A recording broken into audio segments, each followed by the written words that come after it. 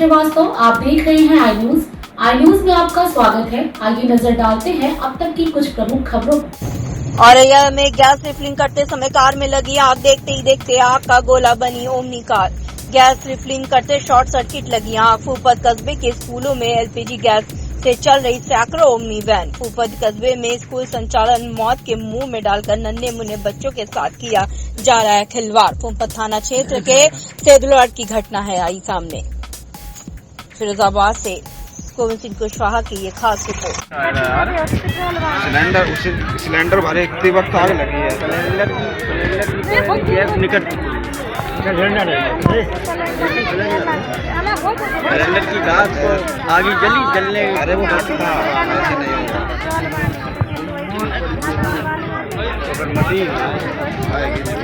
क्या बचा सिलेंडर आदमी का पड़ा हुआ है, रोका हो गया कहीं। वैक्सीन को लेकर डिम्पल यादव ने की अपील। फिरोजाबाद से गोविंद सिंह कुशवाहा की रिपोर्ट। तो मैं समझती हूँ जो ये वैक्सीन वाली बात भी आई है कहीं ना कहीं दर्शाती है, क्योंकि इस वैक्सीन वाली कंपनी से भाजपा के लोगों ने 300 करोड़ रुपए का चंदा लिया था और कहीं ना कहीं जब चंदा लेने के बाद ही अनुमति दी गई कि हाँ अब सबको वैक्सीन लगाइए।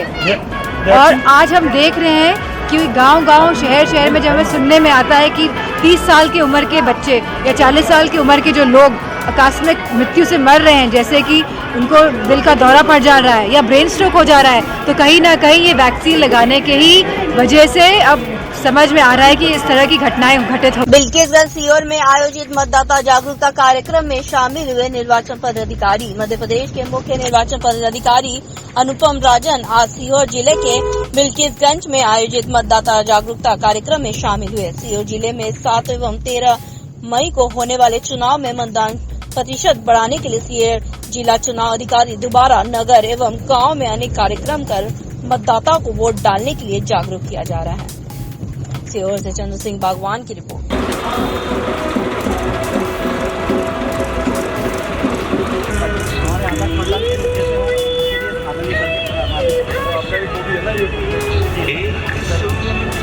बड़ी वाली आपके लिए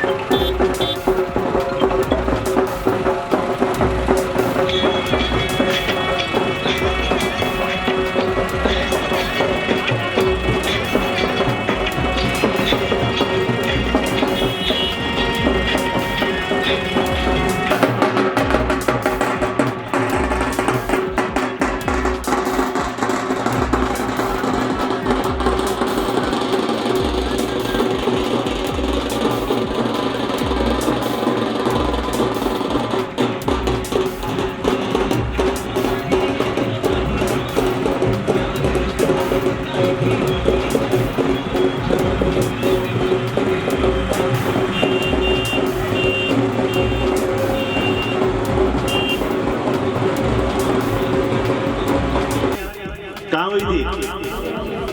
धीरे मत बोलो, जोर से बोल के बोलो। सीहोर में।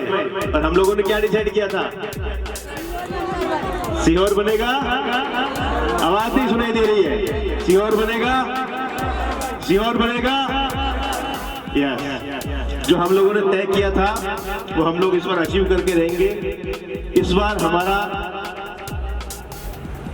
लोकसभा चुनाव का जो मतदान प्रतिशत है वो मध्य प्रदेश में नंबर 1 पर रहे। इसके लिए सभी जो हमारी आशा कार्यकर्ता हैं, आंगनबाड़ी कार्यकर्ता हैं, समूह की दीदियां, सचिव, जीआरएस, पटवारी, समितियों के सारे सदस्य, पैक्स के लोग, हर एक विभाग ने ये मिलकर तय किया कि हम एक एक मतदाता जाके संपर्क करेंगे और वोट डालने हम लोग जरूर सबको निकालेंगे।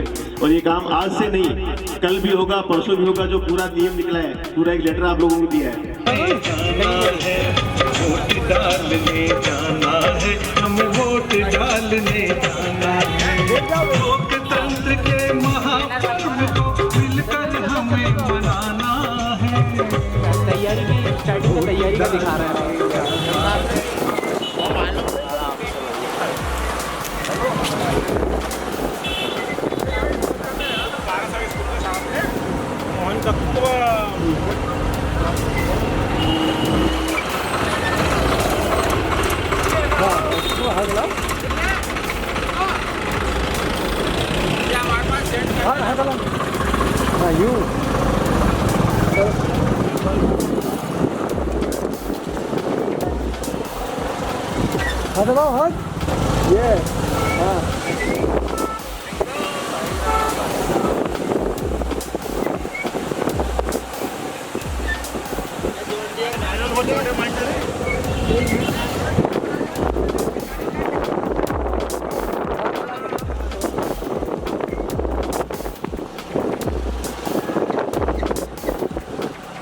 कांग्रेस प्रदेश अध्यक्ष जीतू पटवारी पहुंचे। भैरुंदा कार्यकर्ता सम्मेलन को किया संबोधित। पूर्व मुख्यमंत्री शिवराज सिंह चौहान को बताया घोषणावीर। जीतू पटवारी का बड़ा आरोप, भाजपा ने कांग्रेस प्रत्याशी प्रताप भानु शर्मा को 50 करोड़ रुपए में खरीदने का किया प्रयास। सीहोर से चंद्र सिंह भगवान की रिपोर्ट। वरिष्ठ सभी नेतागणों से मेरा निवेदन करता हूं, प्रताप भानु शर्मा जी, जिला कांग्रेस समिति के अध्यक्ष आदरणीय राजीव गुजराती जी, विक्रम नस्ताल जी, हमारे साथ आए एक और साथी बुंदेलखंड के शेर आदरणीय सुखेंद्र सिंह मन्ना जी को बुलाया, और मंच पर आसीन समस्त हमारे नेतागण और सामने बैठे हुए जिनके दम पर हम सब लोग राजनीति कर रहे हैं, ऐसे हमारे जाबाज कार्यकर्ता साथी। बहुत ज्यादा बातें स्वागत करेंगे हमारे बीच चौधरी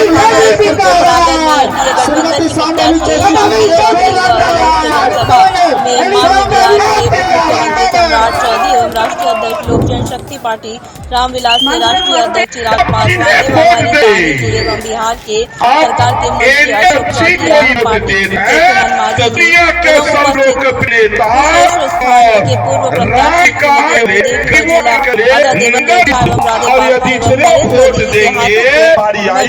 तो जिस समय में 3 टिकट उन्हें मिला था लोकसभा का, उस समय भी मल्लाहों को वहां से नहीं आने थे।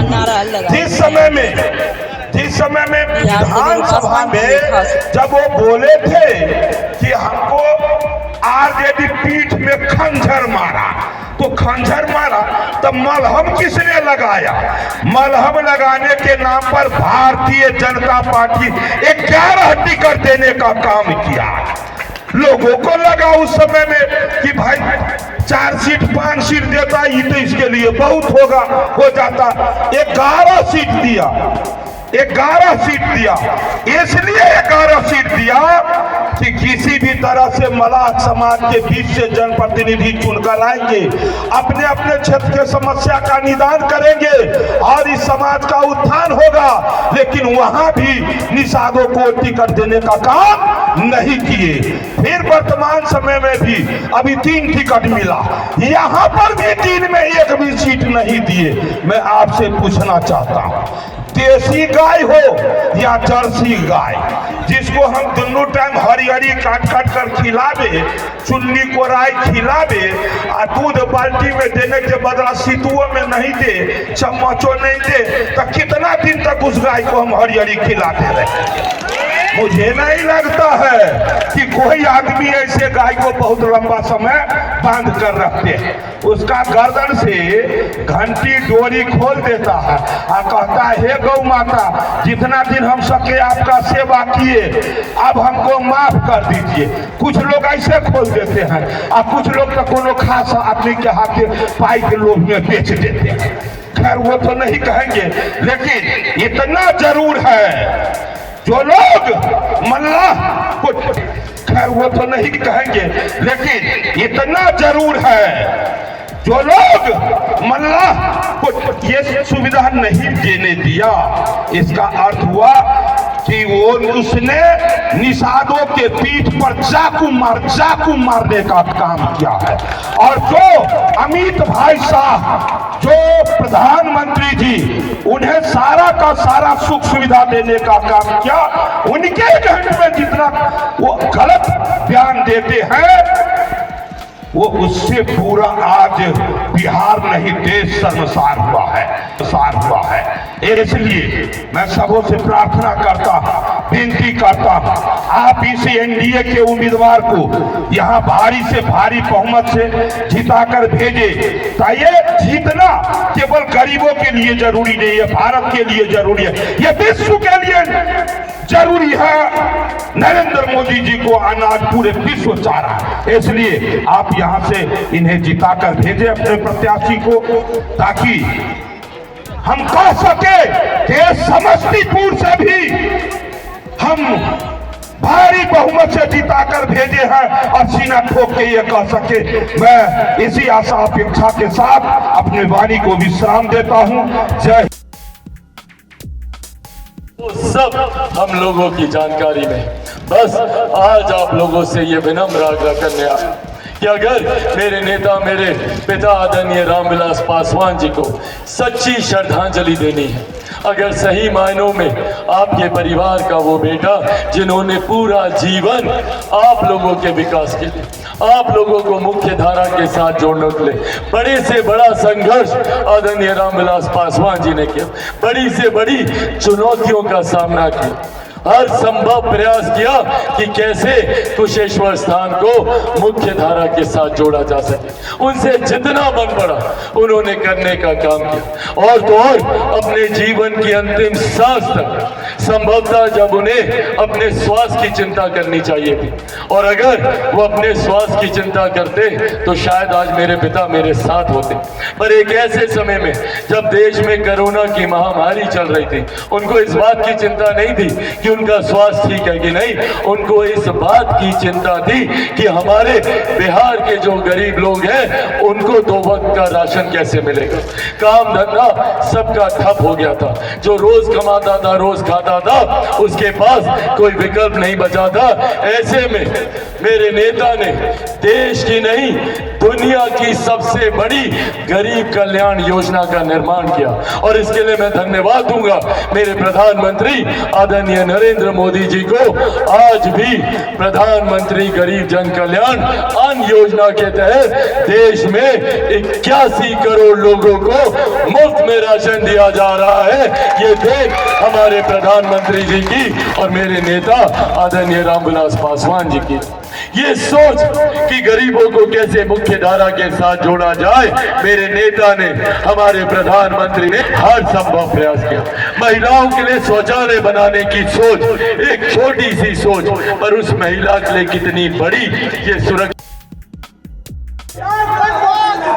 इस सम्मानित मंच पर मौजूद बिहार प्रदेश मुख्यमंत्री, भारतीय जनता पार्टी के प्रदेश अध्यक्ष भाई सम्राट चौधरी जी, मौजूद इस सम्मानित मंच पर बिहार सरकार में मंत्री, हिंदुस्तानी अवाम मोर्चा के राष्ट्रीय अध्यक्ष हमारे भाई संतोष माझी जी, मौजूद इस सम्मानित मंच पर बिहार सरकार में मंत्री हमारे भाई आदरणीय हरी सैनी जी, मौजूद इस सम्मानित मंच पर इस मंच का संचालन कर रहे जनता दल यूनाइटेड के प्रखंड अध्यक्ष राजेश कुमार राय जी, मौजूद यहाँ पर मंच की अध्यक्षता कर रहे भारतीय जनता पार्टी के मंडल अध्यक्ष अजय कुमार राय जी, मौजूद यहाँ पर लोक जनशक्ति पार्टी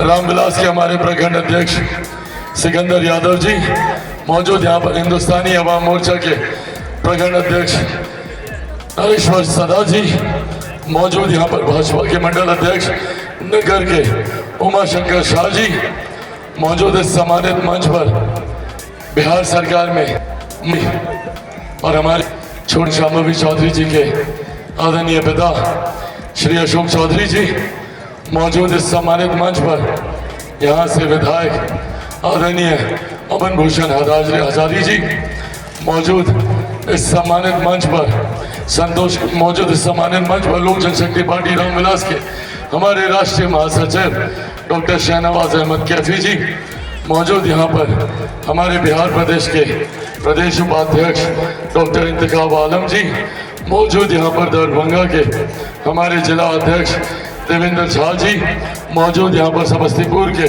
लोक जनशक्ति पार्टी रामविलास के हमारे जिला अध्यक्ष अनूप सिंह जी मौजूद यहाँ पर श्री पूनम देवी जी मौजूद यहाँ पर गुंजन जी मौजूद यहाँ पर श्रीमती अंजू देवी जी मौजूद यहाँ पर उषा देवी जी मौजूद यहाँ पर राणा चंदन सिंह जी मौजूद यहाँ पर लोक जनशक्ति पार्टी रामविलास के भारतीय जनता पार्टी के जनता दल यूनाइटेड के हिंदुस्तानी अवाम मोर्चा के राष्ट्रीय लोक मोर्चा के तमाम वरिष्ठ पदाधिकारी साथी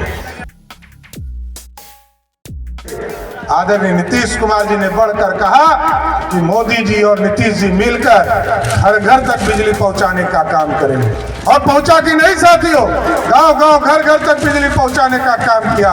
मोदी जी ने कहा है गरीबों का बिजली बिल 0 कर देना है, बिल शुरुआत ही होगा अब 16 घरों में गरीबों के घर में सोलर युक्त योजना चलाने का किया जाएगा। लेकिन लोग कहते हैं लक्ष्य कहा चिराए, लोग कहेंगे कि संविधान खतरे में है, आरक्षण खतरे में है। अरे भाई आप तो 15 साल तक बिहार के मुख्यमंत्री रहे, किसी को आरक्षण नहीं दिया, ना दलितों को, ना पिछड़ों को, ना अति पिछड़ों को।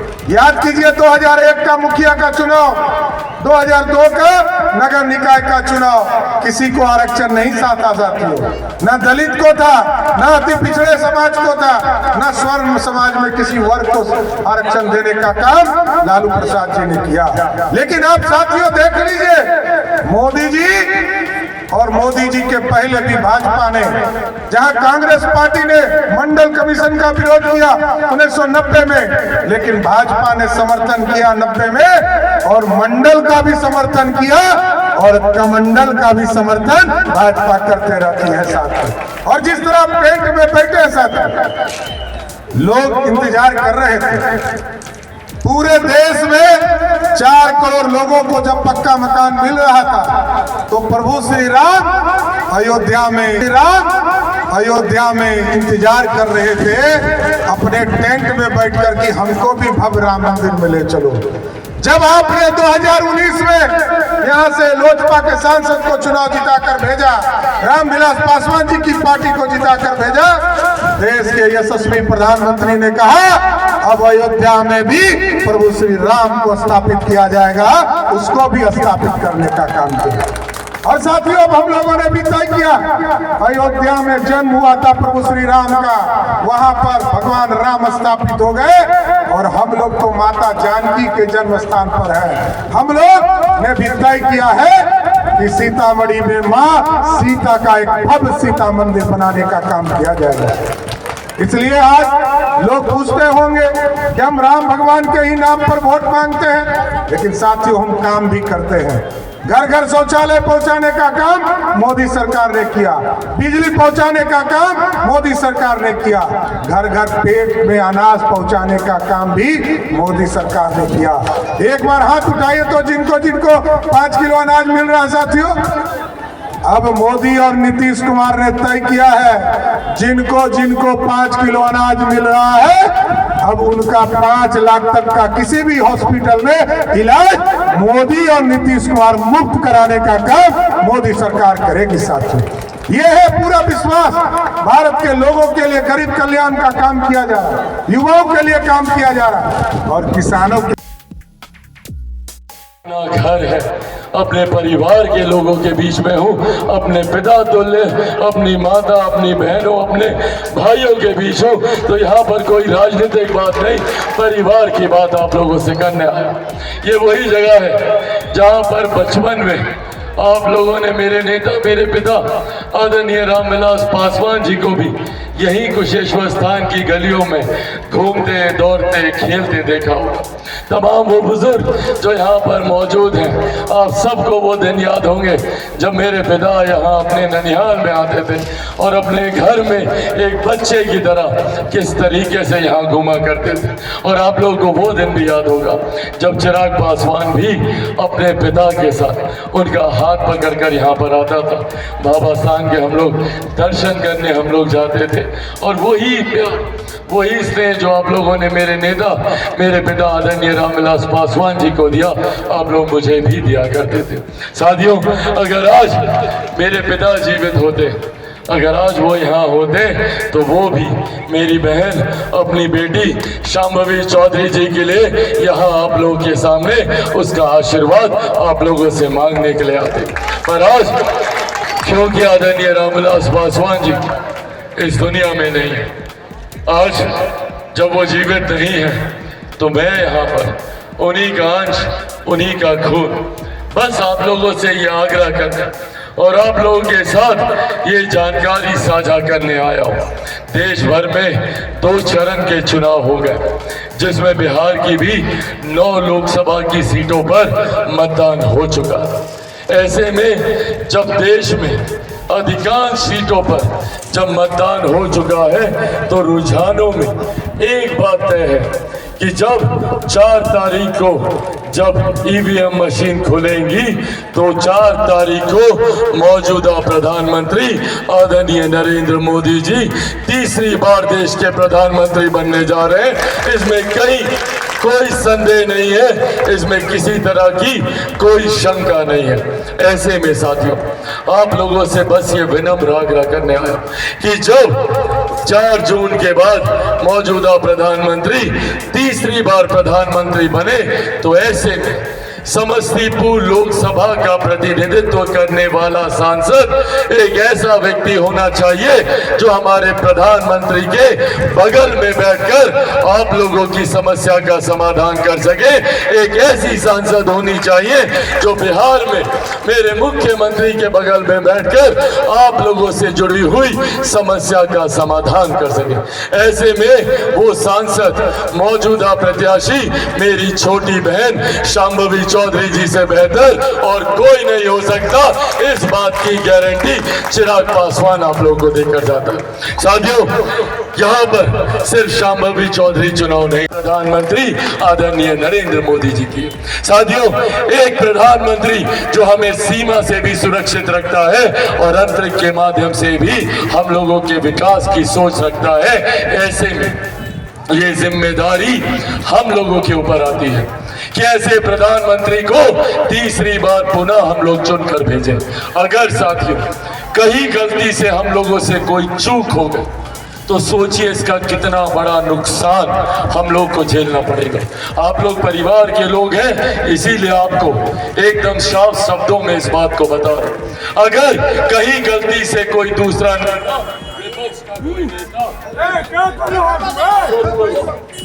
अगर कोई विपक्ष का नेता इसमें बैठे अगर कोई विपक्ष का नेता अगर यहाँ से चुनाव जीत जाता है तो सबसे पहले आप लोगों को मिलने वाला राशन रोकने का काम करे।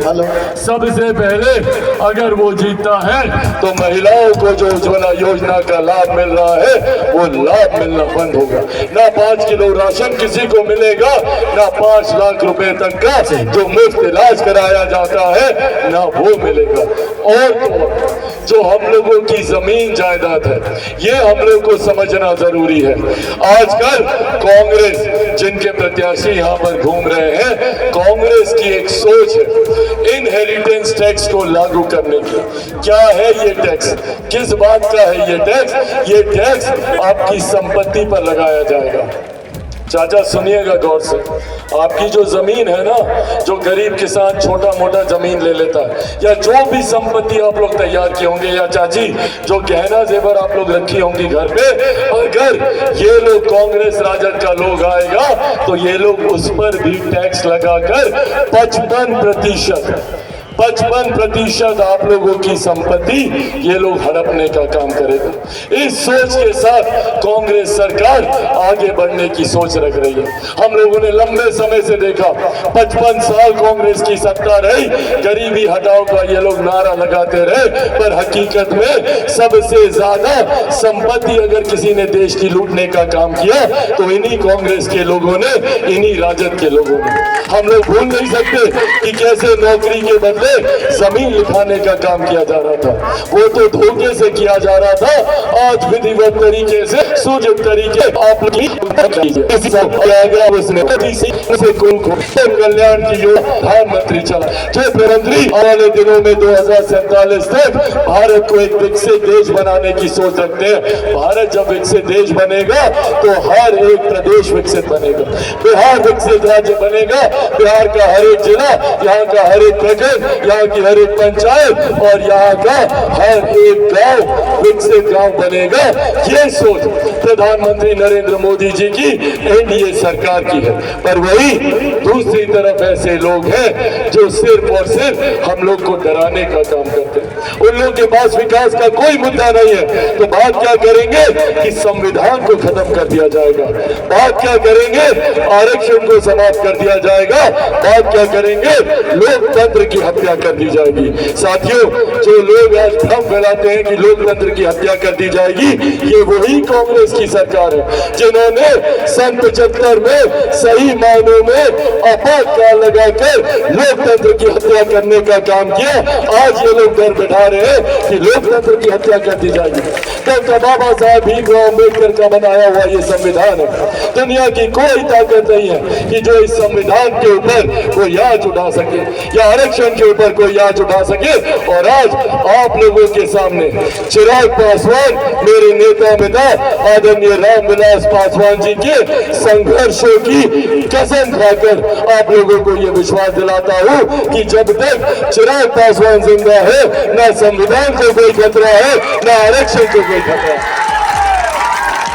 पर जो लोग भ्रम फैलाते हैं, ये लोग डराने की राजनीति करते हैं, ये वही लोग हैं जो लाठी में तेल पिलाकर हम लोगों के ऊपर लाठियां बरसाने का काम करते थे। याद कीजिए 90 का वो दशक, किस तरीके से महिलाओं को अपमानित किया जाता था, घर की माँ बहन बेटियों को गाली दी जाती थी। आज जो विपक्षी दल के नेता हैं, जो लोग यहाँ पर कांग्रेस से प्रत्याशी बनकर आए हैं, कौन है भैया ये लोग? ये वही लोग हैं जो अपने नाम के आगे पासवान तक लिखने में शर्माते हैं।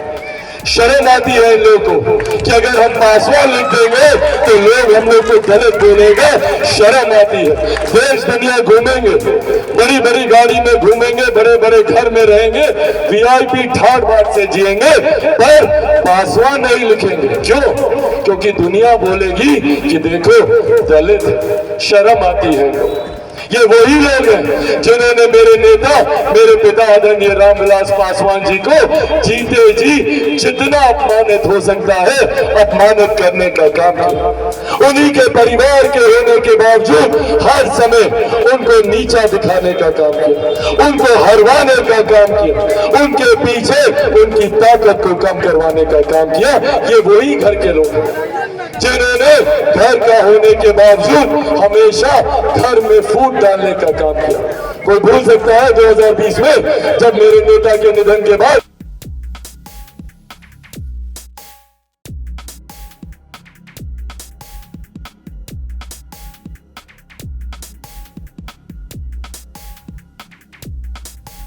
अब तक के लिए बस इतना ही। बने रहिए आई न्यूज के साथ और अधिक जानकारी के लिए हमारे चैनल को लाइक कीजिए, सब्सक्राइब कीजिए। धन्यवाद।